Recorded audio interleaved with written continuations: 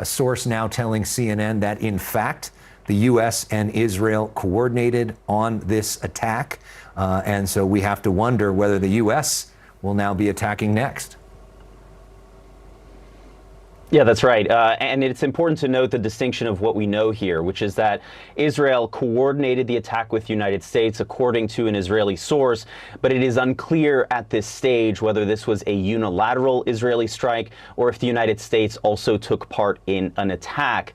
We know that in the past, even when sometimes these are just Israeli fighter jets carrying out the strikes or Israeli bombers hitting targets in Iran, they have at times use the assistance of U.S. air refueling aircraft. And just yesterday, we saw at least 9 U.S. air refueling aircraft, these KC-135 planes, that were positioned at Israel's Ben Gurion International Airport, just on the outskirts of Tel Aviv.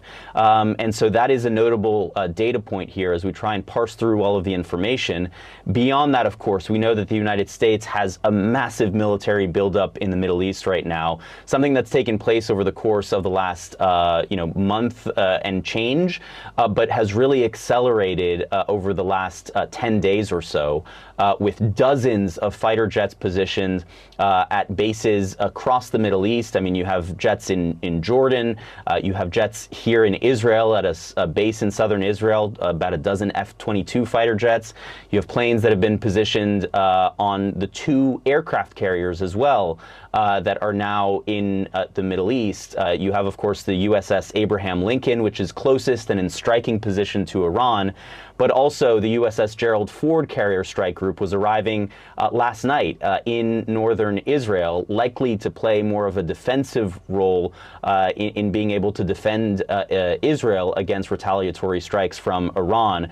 So, this does not seem to have been any accident, as unexpected as it may have been to see Israel carry out the strike first this morning, given all of the talk about the United States striking. This is not something that will have caught the Iranians entirely off guard, most likely. And we know, of course, that the tremendous posture of U.S. assets in the region means, points to, if not immediate U.S. involvement, then at least the possibility of it, and certainly a role for the United States in carrying out air defense measures once those Iranian drones and ballistic missiles begin to head towards cities in Israel like Tel Aviv, where I am now.